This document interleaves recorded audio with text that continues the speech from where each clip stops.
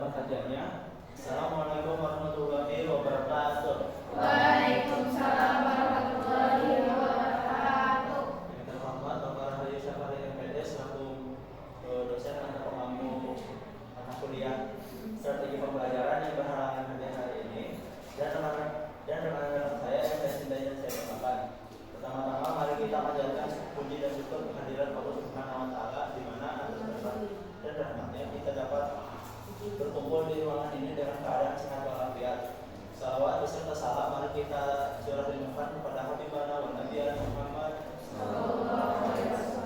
kepada keluarganya, kepada sahabatnya dan kepada kita selaku umatnya yang insya Allah taat dan patuh kepada ajarannya hingga yaumil akhir. Perkenalkan, nama saya Zara Abdul selaku moderator dan presentator di materi kali ini. Ada juga anggota yang lainnya, ada Ina Nur Hidayah sebagai presentator kedua, Dr. Atia Aulia Ansari sebagai presentator keempat, dan Isa Zainal Imam sebagai presentator kelima.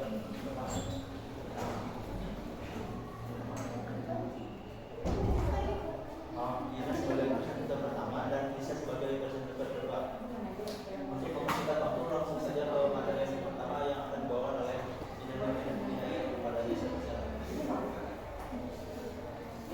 Terima kasih kepada moderator atas kesempatannya. Di sini kita itu akan membahas mengenai kompetensi dasar guru matematika, lesson study dan juga kurikulum 13. Nah, yang pertama ada kompetensi guru. Jadi kompetensi guru itu adalah seperangkat pengetahuan, keterampilan, nilai, sifat yang harus dimiliki oleh seorang guru agar nanti bisa menjalankan tugasnya secara efektif. Nah, kompetensi guru juga yang tadi seperangkat pengetahuan itu bisa dijadikan acuan dasar bagi guru untuk merencanakan pembelajaran. Dalam merencanakan pembelajaran ini berarti kan butuh yang namanya keterampilan, pengetahuan, dan juga sikap mulia. Yang kedua, sebagai acuan dasar untuk melaksanakan pembelajaran sama kayak tadi. Karena dalam melaksanakan pembelajaran itu butuh yang namanya pengetahuan dari guru dan juga keterampilan dari gurunya. Yang ketiga, kompetensi guru ini juga sebagai acuan dasar bagi guru untuk mengevaluasi pembelajaran. Jadi kalau misalkan setelah dilakukan pembelajaran, keterampilan gurunya misalkan pakai metode pembelajaran apa, nah itu bisa untuk mengevaluasi pembelajaran. Yang keempat, untuk mengembangkan diri secara berkelanjutan. Kalau tadi misalkan evaluasi pembelajarannya gurunya itu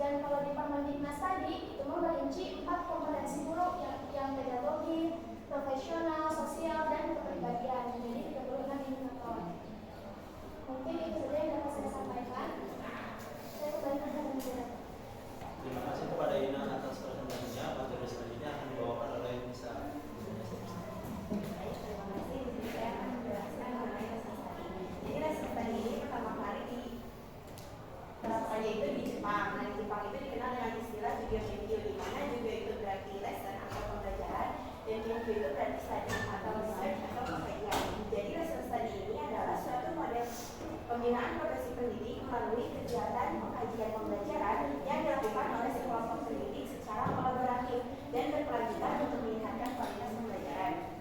Nah, di Indonesia ini, lesson study pertama kali diperkenalkan oleh Japan International Collaboration Agency atau disingkat JICA, diterapkan oleh pendidik dari 3 universitas, yaitu UPI, UNY, dan UM dalam rangkaian program Indonesian Mathematics and Science Teaching Education Project pada akhir tahun 2004 yang bertujuan untuk meningkatkan mutu pendidikan matematika dan IPA di Indonesia. Nah, tujuan lesson study ini menurut Serbi dan Koch, lesson study memiliki 4 tujuan utama. Yang pertama itu to better understand how students learn what to teach. Jadi untuk lebih memahami bagaimana siswa itu belajar dari yang gurunya itu sebagai subjek dari guru. Jadi untuk lebih memahami bagaimana siswa itu belajar dari gurunya gitu. Seperti kesulitan apa yang mereka hadapi serta bagaimana proses berpikir mereka. Nah, lesson study membantu guru melihat bagaimana pembelajaran berlangsung dari sudut pandang siswa, bukan hanya dari sudut pandang guru. Yang kedua itu to create visible products for every teacher in your field. Jadi untuk menciptakan hasil yang dapat digunakan oleh guru lain gitu. Jadi dari hasil lesson study itu diharapkan menciptakan hasil produk yang bisa dimanfaatkan oleh guru lain gitu. Seperti misalnya rencana pembelajaran RPP yang sudah diperbaiki, lembar kerja, metode pengajaran, dan metode evaluasi dapat diberikan guru yang lain. Jadi apa yang dibuat bukan hanya untuk kelompok lesson study itu saja gitu. Jadi harapannya agar bisa digunakan oleh guru yang lain. Terus yang ketiga itu to improve teaching through systematic collaborative activity, yaitu proses lesson study itu akan proses kolaborasi antar guru untuk mengkaji pembelajaran secara terencana, terstruktur, dan berkelanjutan. Dengan bekerja sama, mengamati dan mendiskusikan dan memperbaiki pembelajaran, guru dapat meningkatkan kualitas pembelajaran secara konsisten. Yang keempat itu to build a pedagogical knowledge based in which teacher can benefit from one another's knowledge and teaching. Jadi membangun pengetahuan pedagogis di mana seorang guru itu dapat menimba pengetahuannya dari guru lainnya. Nah, untuk tahapan-tahapannya itu ada 6 tahapan, tapi ada juga yang mengurucutkannya menjadi 3. Di sini saya akan menjelaskan dulu 6 tahapan ini. Yang pertama itu from team atau membentuk tim. Tentunya karena lesson study itu kan tidak dilaksanakan secara individu ya, kolaboratif dengan guru yang lain. Jadi yang tahapan pertamanya itu harus membuat tim. Misalnya dengan anggota 3-6 orang. Sebenarnya untuk berapa jumlah pastinya atau ketentuannya itu tidak ada. Jadi ini itu gimana kita mau membentuk timnya gitu. Nah, terdiri dari tim itu terdiri dari para guru tentunya yang ingin mencoba lesson study ini, atau ada pihak lain yang peserta yang bisa yang memiliki kepentingan yang sama. Yang kedua itu disebut learning goals atau menetapkan goals apa yang akan diraih dari lesson study ini gitu. Seperti mendiskusikan kompetensi, keterampilan, dan pemahaman tertentu yang ingin dikembangkan dari siswa. Yang ketiga itu plan dan research lesson atau merencanakan bagaimana pembelajaran yang akan dilaksanakan di lesson study itu. Guru itu membuat desain pembelajaran agar mencapai tujuan belajar tertentu dan mengantisipasi respon para siswa di kelas agar tujuan pembelajaran dapat tercapai. Yang keempat itu gather evidence of study learning atau mengumpulkan bukti. Mengumpulkan bukti di sini itu maksudnya hasil dari observasi pada pelaksanaan lesson study-nya gitu. Jadi dari hasil perencanaan ini kan pastinya akan diterapkan. Nah, pada penerapan ini salah seorang dari anggota lesson study-nya itu menjadi guru model yang mengajarkannya. Nah, guru-guru lainnya itu melakukan pengamatan atau observasi, jadi guru observer gitu. Terus yang kelima itu analyze evidence of learning, menganalisis hasil dari pelaksanaan lesson study-nya. Jadi tim lesson study itu mendiskusikan hasil pengamatan dan bukti-bukti yang didapat serta mengevaluasi sejauh mana tujuan belajar telah tercapai. Yang terakhir itu repeat the process. Jadi repeat the process itu mengulang proses dari 2-5 yang mana nanti guru modelnya itu bisa bergantian gitu. Jadi saling mengamati antara anggotanya. Next. Nah, tadi dari 6 itu tuh ada yang mengerucutkan menjadi 3 step. Intinya itu ada plan, mitigasi, intinya perencanaan, pelaksanaan, dan refleksi. Nah, perencanaan ini intinya mengidentifikasi kebutuhan dan masalah pembelajaran yang sedang dihadapi.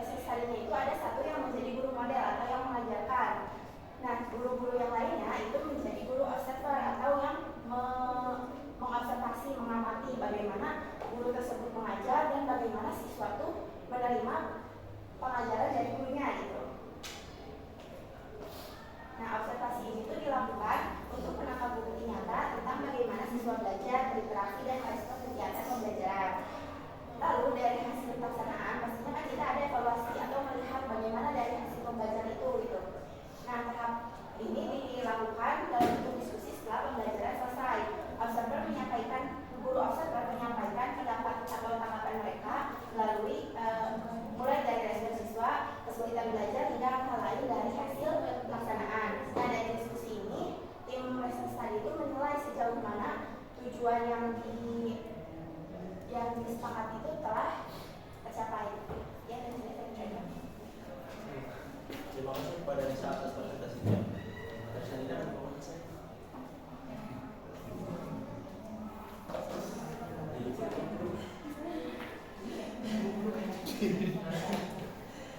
Yang selanjutnya adalah kurikulum 13. Kurikulum 2013 merupakan kurikulum berbasis kompetensi dan karakter secara terpadu yang merupakan penyempurnaan dari kurikulum tingkat satuan pendidikan atau KSP.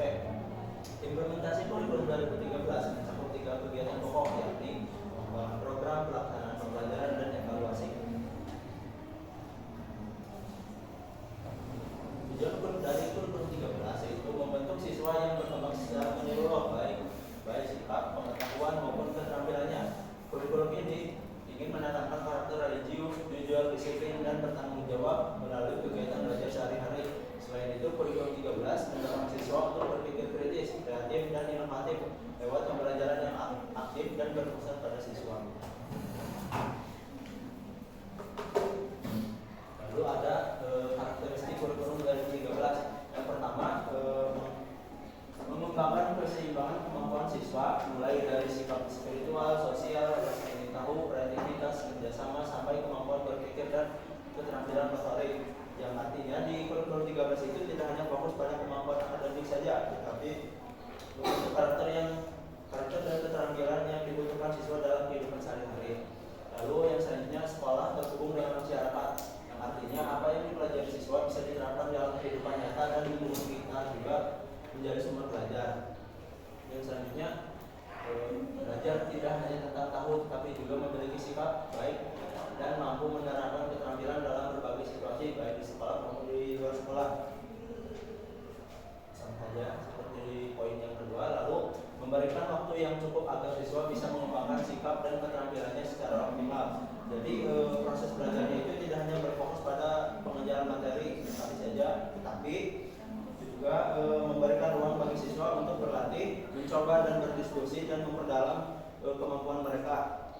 Dengan waktu yang fleksibel, siswa itu bisa berkembang tanpa terburu-buru atau merasa tertekan oleh materi akademik saja.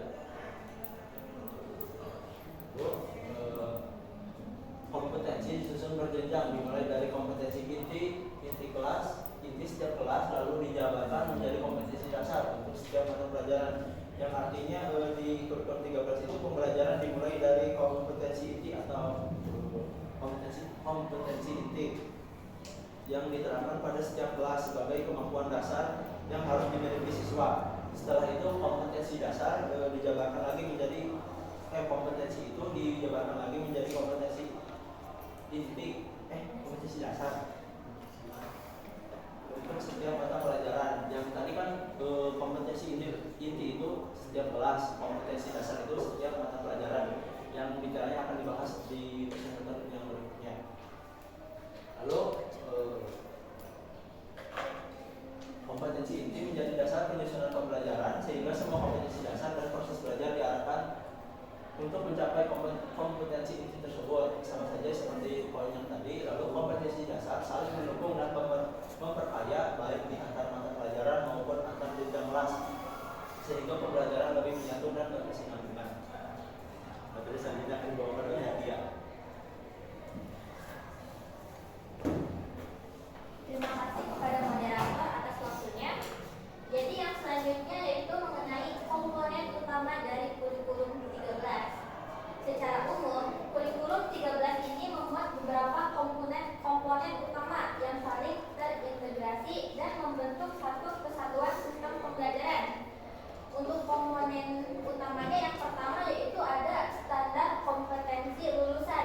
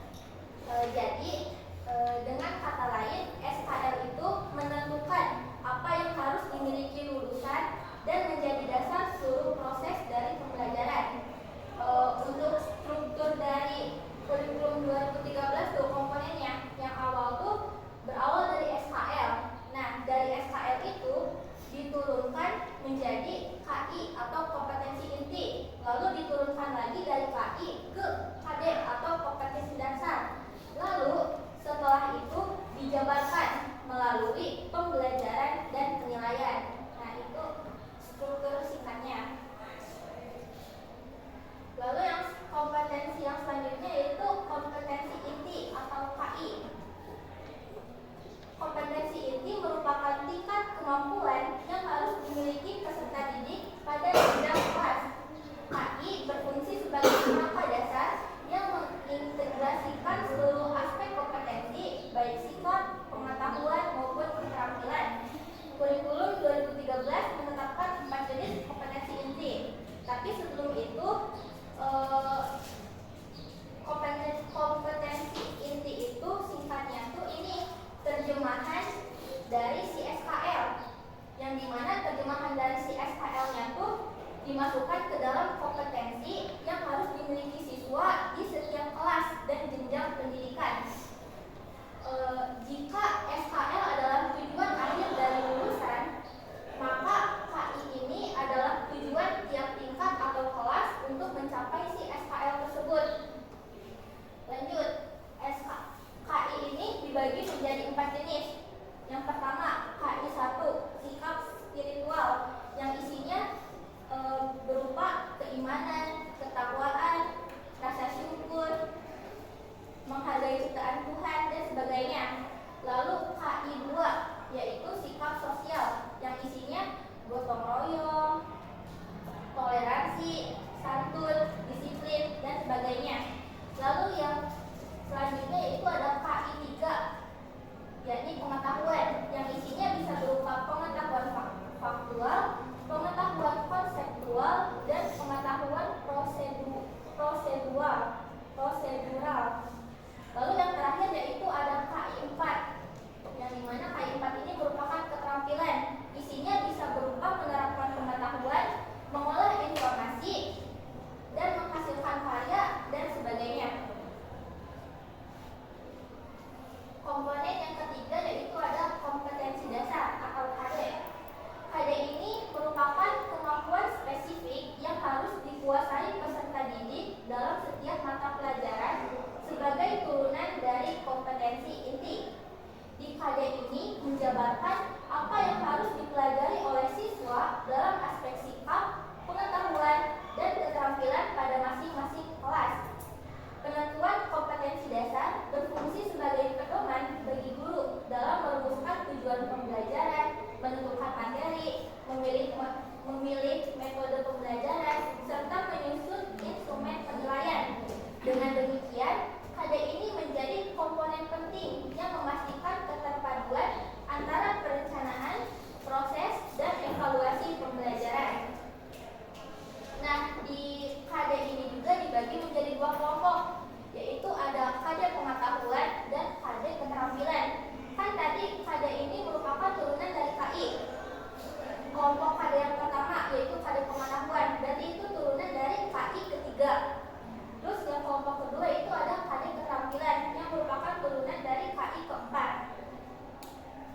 Lalu yang selanjutnya ada silabus. Silabus merupakan kerangka untuk kursus pendidikan yang disajikan dalam aturan yang logis. Komponen silabus ini,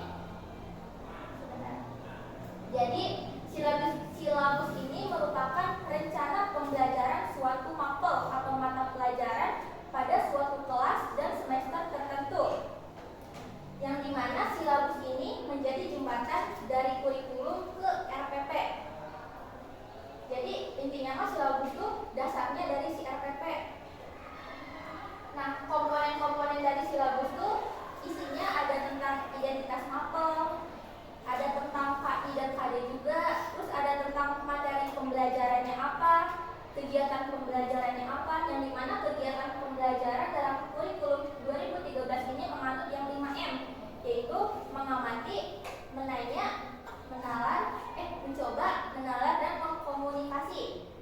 Lalu komponen yang selanjutnya itu ada penilaian, yang dimana penilaian dari kurikulum 2013 ini menggunakan penilaian autentik, yang isinya berupa penilaian pengetahuan, keterampilan, dan sikap. Lalu ada juga alokasi waktu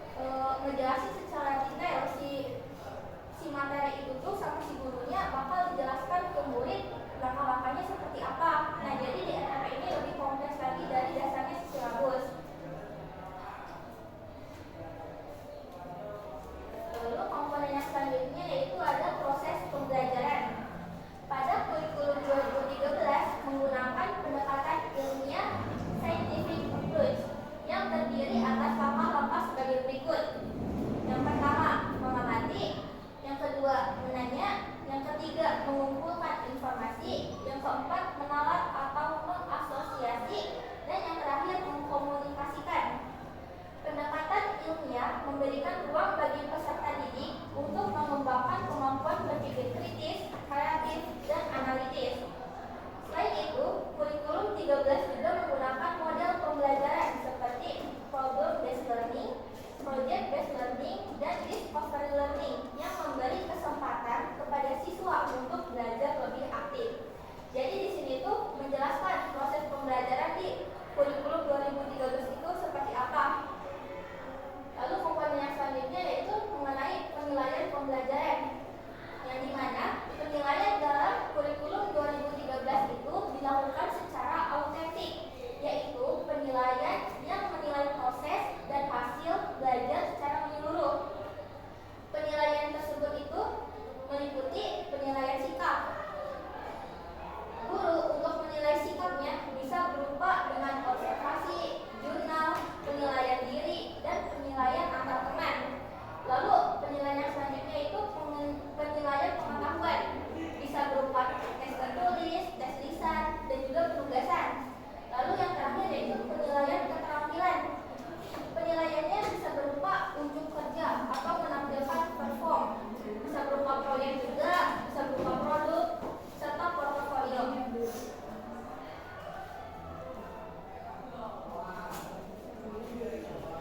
Yang selanjutnya yaitu peran guru dalam implementasi. Yang pertama ini, implementasi kebijakan kurikulum 2013 sebelum pandemi. Yang pertama, guru sebagai perancang pembelajaran.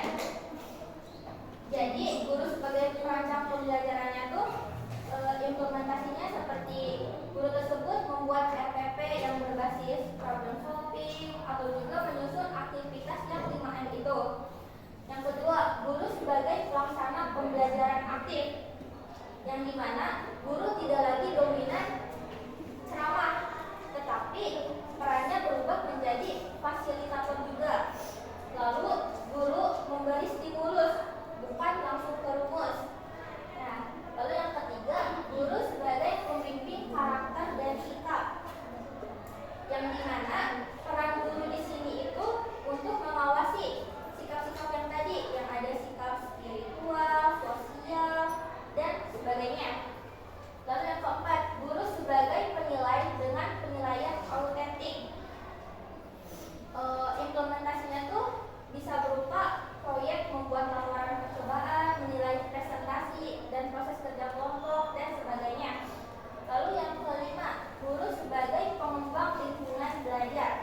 Implementasinya tuh bisa berupa ini, yang membuat sudut baca, media konten, atau juga menghidupkan suasana yang kondusif dan interaktif di dalam kelas.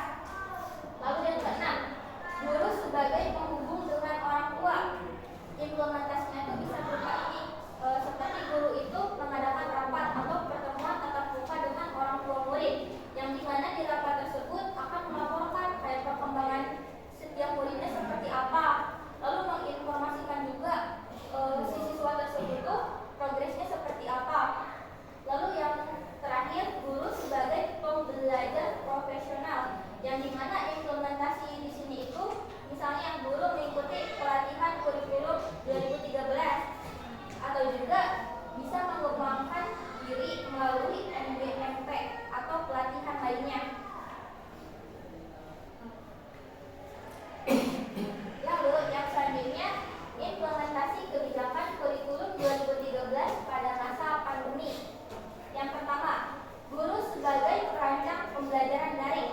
Kan pas COVID itu pembelajaran berubah ya, yang tadinya kita luring menjadi daring atau bisa juga pembelajaran jarak jauh. Nah, jadi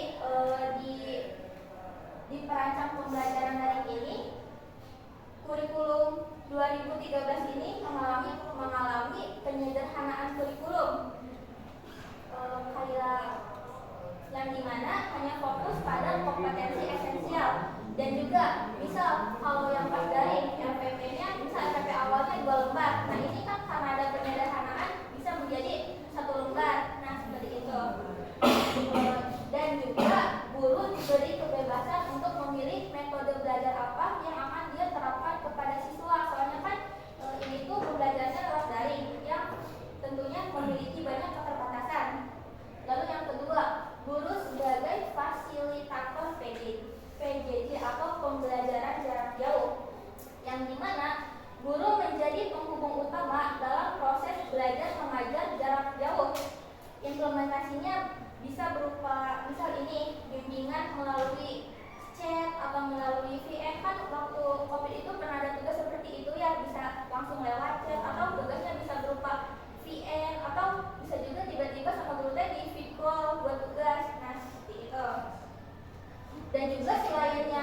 itu bisa memfasilitator tentang ini. Jadi si guru itu tuh menerapkan tutorial tugas dalam aplikasi-aplikasi pembelajaran tertentu. Yang ketiga, guru sebagai motivator dan pendamping emosional. Kan kalau pas COVID itu banyak siswa yang stres ya, soalnya tugas-tugasnya mungkin banyak, beda pembelajarannya dari yang luring ke daring itu perubahannya tuh sangat jauh gitu ya, dan itu tentunya banyak membuat siswa stres, apalagi dalam pemberian tugas dari si guru. Nah, di sini guru itu berperan harus menjadi harus memberi motivasi ke si gurunya, ke si muridnya, dan tentunya juga harus mendengarkan keluh kesah si murid. Untuk implementasinya pun bisa berupa ini, guru memberikan kayak toleransi pengumpulan tugas dan sebagainya. Soalnya kan ada saja siswa yang keterbatasan, misal keterbatasan sinyal atau keterbatasan alat elektronik. Makanya si guru implementasinya bisa juga dengan memberikan waktu toleransi pengumpulan tugas. Yang keempat, guru sebagai pelaksana penilaian yang adaptif. Kan tadi penilaian di kurikulum 2013 ini menekankan penilaian autentik, yang dimana lebih fokus pada umpan balik dan bukan ke angka saja. Jadi di pembelajaran dari ini kan keterbatasannya untuk menyampaikan materi si gurunya ya. Nah, jadi dalam penilaiannya juga guru tuh melihat umpan balik dari siswanya. Jadi bukan hanya menilai dari ngasih angka aja. Terus yang kelima, guru sebagai penghubung dengan orang tua. Nah, karena ini daring yang otomatis pembelajarannya kebanyakan di rumah, dan dari situ orang tua itu menjadi guru kedua. Nah, yang dimana guru harus memberi panduan belajar ke orang tua murid, dan juga guru harus melibatkan orang tua dalam pengawasan tugas siswa. Lalu yang keenam, guru sebagai pembelajar teknologi. Nah, implementasinya itu bisa berupa ini, mempelajari aplikasi digital ke murid-muridnya. Bisa contohnya misal aplikasi Zoom, kan itu kayak buat ini ya. Kan awal-awal kita nggak tahu Zoom, Jimit itu apa ya. Nah, itu guru tuh harus menerapkan ke siswanya kayak gimana, kayak memberikan tutorial. Atau bahkan kita pakai aplikasi yang kayak Classroom, terus Quizzes dan sebagainya.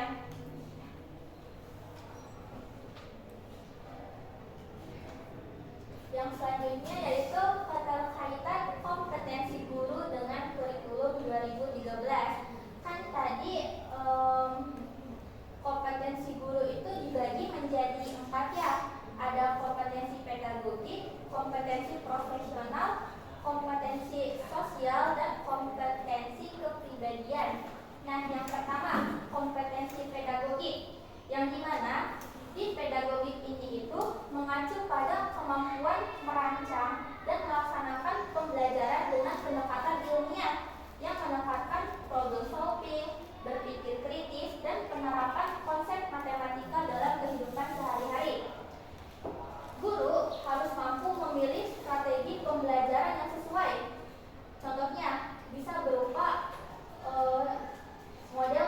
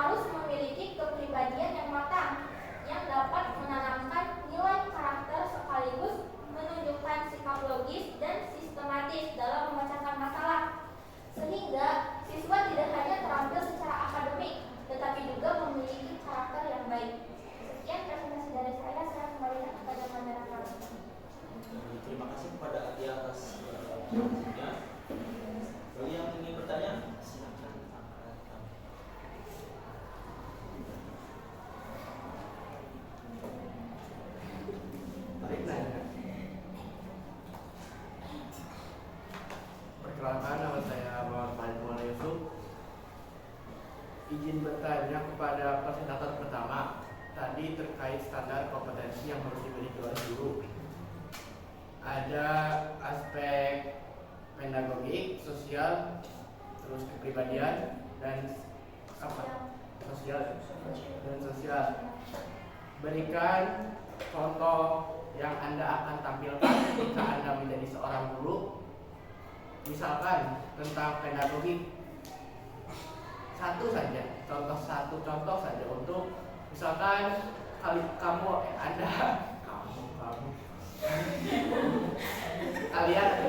kalian mau pakai materi ini dengan metode ini, terus dengan ketiga poin yang tadi disebutkan juga, sosial dan juga kepribadiannya, boleh dicontohkan oleh siapapun lah, boleh juga empat-empatnya juga boleh. Terus juga pertanyaan untuk fasilitator ketiga, tadi terkait kurikulum 2013 berfokus pada pengetahuan, sikap, dan keterampilan. Jika kita melihat di histori KTSP perubahan ke kurikulum 13 dengan banyak latar belakang yang mendasari itu, tapi dasar yang paling mencolok menurut saya itu urgensi ketika banyak siswa yang tawuran di jalan. Nah, KTSP itu dirubah menjadi kurikulum 13. Jadi kurikulum 13 ini dirancang sedemikian rupa sehingga kurikulum 13 ini bisa mengajak siswa untuk enggak seperti itu lagi. Jadi penanaman karakter, penanaman sikap ada di kurikulum 13. Saya ingin bertanya, menurut Anda mengapa kurikulum 13 diganti menjadi kurikulum merdeka? Jika tadi KTSP ke kurikulum 13 tentang karakter, jika kurikulum 13 ke merdeka, itu apa? Sebutkan 3 alasannya. Dan satu lagi, jika tidak ada aturan yang mendasari kita harus memilih kurikulum merdeka, kurikulum apa yang akan Anda pilih? Jika tidak ada harus kurikulum merdeka, jadi kalian bebas memilih. Kurikulum apa yang akan kalian ambil dan sebutkan 3 alasannya. Terima kasih.